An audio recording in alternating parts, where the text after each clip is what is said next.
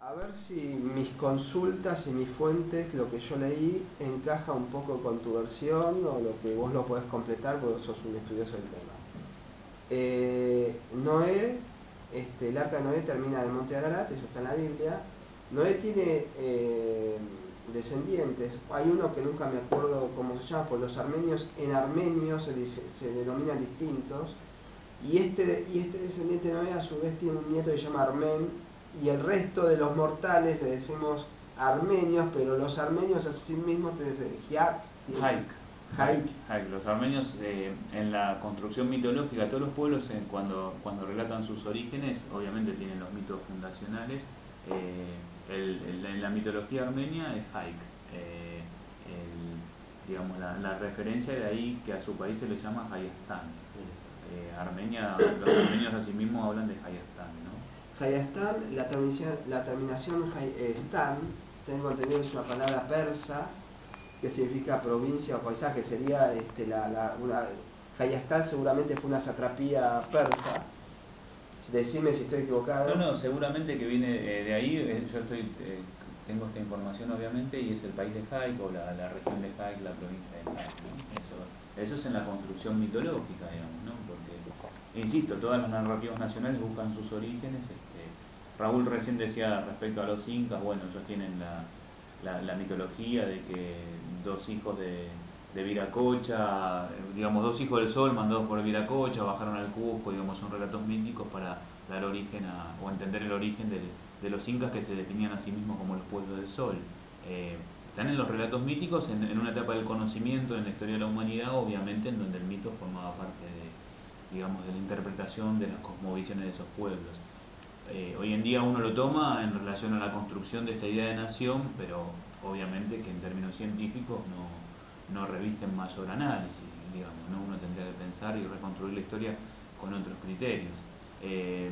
Pero bueno, siguen funcionando los mitos, tenemos infinidad de mitos, incluso en la historia argentina, respecto a una pretendida nacionalidad argentina, a un precolonial, a un destino manifiesto que nuestro territorio debe haber sido así, que debíamos haber heredado todas las tierras del virreinato. Bueno, todas las construcciones que se han hecho en la reciente historia argentina funcionan, y con mayor fuerza aún más mitificadoras, porque remiten a relatos de milenios, digamos, ¿no? Entonces es como que se han afirmado con una fuerza simbólica bastante difícil de cuestionar, pero que debe ser cuestionada, ¿no?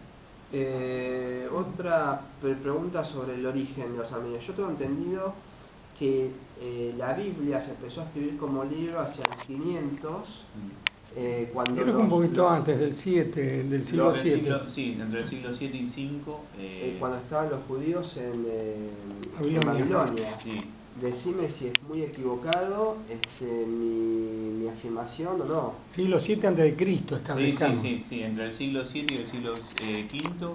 Yo tengo entendido que ya hay primeros escritos, que es cuando, digamos, los escribas, si se quiere, los referentes religiosos del pueblo judío aún todavía estaban en su tierra, y que sí claramente se complementa y en gran parte se escribe en el exilio babilónico, sí, es cierto, entre el siglo 7 y V. Justamente estaba leyendo algo de eso en estos días, porque la Ilíada y la Odisea son previos, ¿no? Porque hay también una disputa en relación a que la Biblia sería más antigua que los libros míticos, porque en definitiva, bueno, podemos confluir o no en estas opiniones, pero la Biblia son relatos míticos, digamos, que le han dado un valor religioso y hasta pretensión de ser Hay histórica. mucho más antiguos que la Ilíada. Está la leyenda de Gilgamesh, que Claro. tiene 3 milenios, Claro.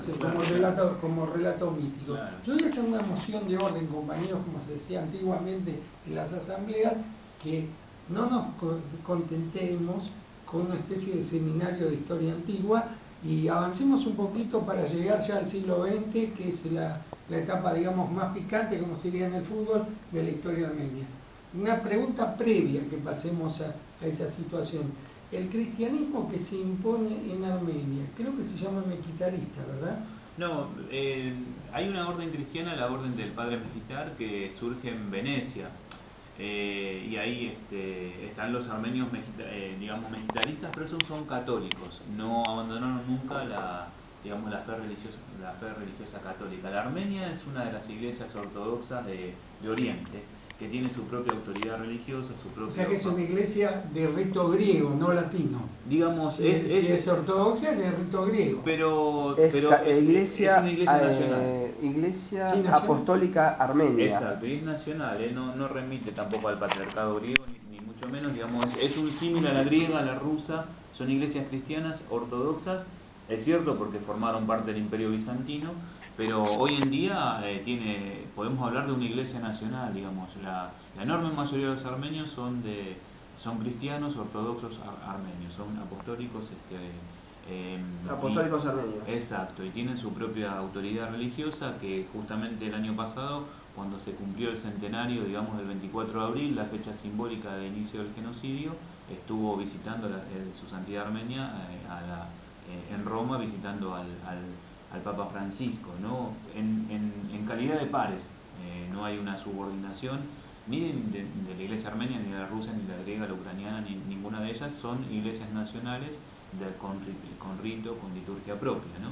Es cierto que entre los armenios hay minorías que son cristianas y no ortodoxas. Por ejemplo, la que vos decías, Raúl, la orden que funda el padre Mejitar en Venecia es católica.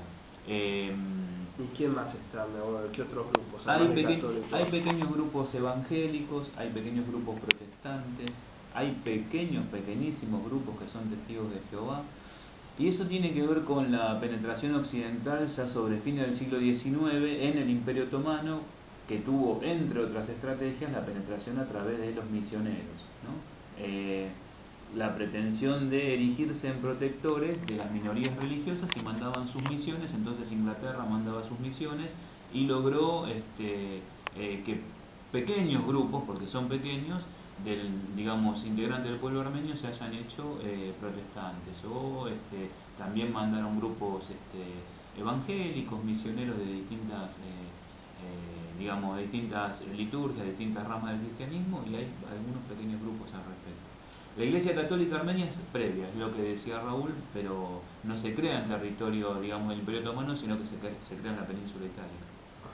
Bien, entonces hemos agotado la parte histórica de la entrevista, aunque sigue sin historia, lo que va a ocurrir en la década, a partir del año 15 del siglo XX comienza el genocidio armenio.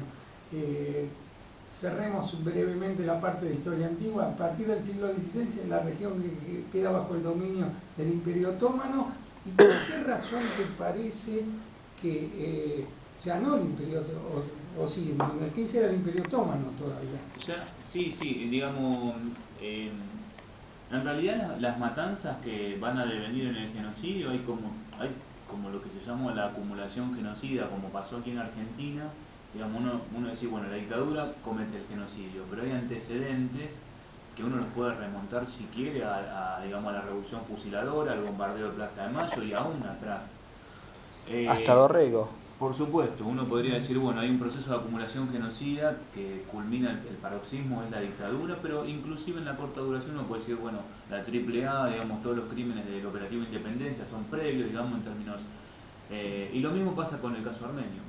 Hay matanzas que se dan en el marco del propio Imperio Otomano, que ocurren entre 1894 y 1896, hay matanzas en 1910, muy importantes, si se puede hablar, esto en términos éticos absolutamente cuestionable, pero en términos de cantidades son matanzas muy considerables, y efectivamente ya en 1915 y como fecha simbólica del 24 de abril hay el encarcelamiento de centenares de intelectuales armenios en la capital del imperio, en Estambul, y a partir de ahí ya decididamente se comienza a ejecutar el plan de exterminio del pueblo armenio. Eso es a partir de 1915, con una fuerte política de exterminio entre los años 16, 17, aún 18, en el marco de la Primera Guerra Mundial, y nuevamente vuelven a haber matanzas en la década del 20, hasta inclusive con la fundación de la República de Turquía, porque todo este periodo, como vos decías, Raúl, todavía es Imperio Otomano. Hasta el 18. Y la República se sanciona oficialmente recién en el 23. O sea que hay un gris ahí en esa etapa, porque el imperio se está desmembrando, pero no deja de llamarse imperio. Y se sanciona oficialmente la República de Turquía, su fecha de nacimiento es en 1923. O sea que hay un periodo de 8 años de grandes matanzas sobre los armenios, pero está concentrado fundamentalmente entre el 15, 16, 17, digamos, es el momento, como aquí ocurrió en la dictadura, en donde los crímenes fundamentales fueron 76, 77, 78, después sigue la represión, obviamente, siguen habiendo víctimas, pero si uno tiene que buscar el epicentro, está en el 76, 77, 78. Bueno, en el caso armenio, 1915, 16, 17 es el epicentro de la represión sobre el pueblo armenio. ¿Y a vos qué te parece? ¿Por qué los turcos eligen a los armenios como cabeza de turco, como responsable? ¿De qué los querían responsabilizar? Por un lado, la fundamentación que daban para los asesinatos, y por otro lado, ¿cuáles serían las causas reales? Dejamos la respuesta colgada para después de un tema musical y volvemos. Y yo